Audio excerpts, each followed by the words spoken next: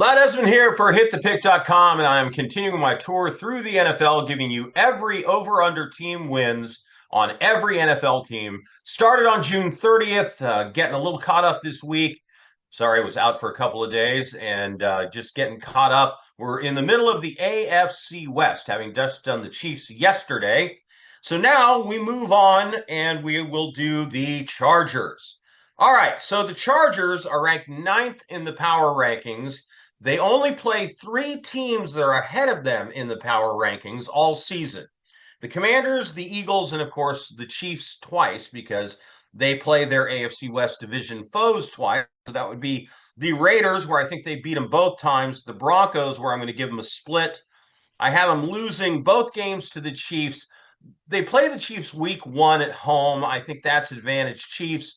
And then they play the Chiefs late in the season where it's likely to be very cold in Arrowhead in a night game. So I'm giving the Chiefs the season sweep on the Chargers. They get the AFC South. That's the Texans, the Titans, the Jaguars, and the Colts. And I'm giving them a win in every one of those games. They play the Jaguars on the road. They play the Titans on the road, and both those teams are certifiably terrible. The Colts aren't great either, so I give them the win there. And then they get the Texans late in the season at LA. So I'm giving them a win there. So a sweep of the AFC South. NFC East, the Eagles come to LA later in the season. I'm actually giving the Chargers a win there. Look, one of the things you got to keep in mind, favorites only win. Favorites lose in the NFL about 33% of the time. So when you're doing a breakdown over the season, you've got to pick a few games where the team that is favored to win doesn't win, because that's going to happen, like I said, on average, about a third of the time.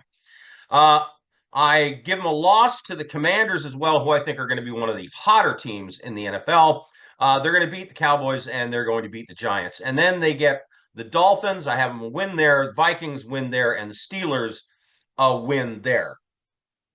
If you look at their probability to win numbers, they are probable to win in 9 games. They have 3 likely losses, meaning it's below 40% chance that they're going to win a game, or over 60% that under 40% or under that they are going to win. So they're likely to lose. And then I like it, 55, 60% forward. So their win probability at that number is 9 games. They have 5 virtual toss-ups, meaning it's between 45 and 49%. Both games against the Broncos are like that.